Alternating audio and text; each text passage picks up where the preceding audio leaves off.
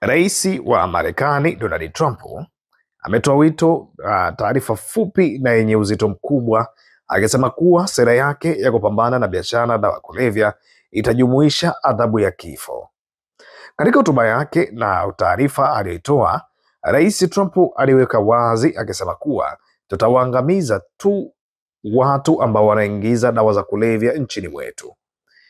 Msimamo huu wa sasa unaakisi mapendekezo yake awali ya kutaka kurejesha au kutumia kikamilifu hukumu ya kifo kwa wale wanaohusika na ulanguzi wa dawa za kulevya, akibainisha kuwa hatua hiyo kali ndiyo njia pekee ya kukabiliana na janga la matumizi mabaya ya dawa za kulevya nchini Marekani. Trump mwaka 2018, Trump amesisitiza kwamba Marekani inapaswa kuiga nchi zenye sheria kali za dawa ya kulevya, ambapo walanguzi wakubwa hukabiliwa na adhabu ya kifo peke yake.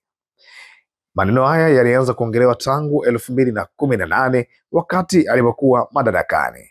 Matamshi kama haya mara nyingi huzua mijadala mikali wa kimataifa na hata kitaifa.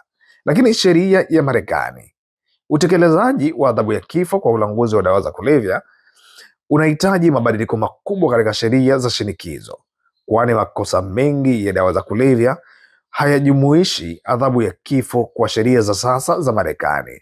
Lakini kwenye upande wa haki za kibinadamu, mashirika ya haki za kibinadamu na wapinzani wa kisiasa wanapinga vikali sera kama hizi, wakisema zinakiuka viwango vya kimataifa na haziendani na demokrasia. Wafuasi wa Rais Trump wameona msimamo huu kama hatua muhimu ya kuilinda Marekani, huku wakosoaji wakionya kuhusu athari za unyakuzi wa kisheria na kuongezeka kwa hukumu za kifo.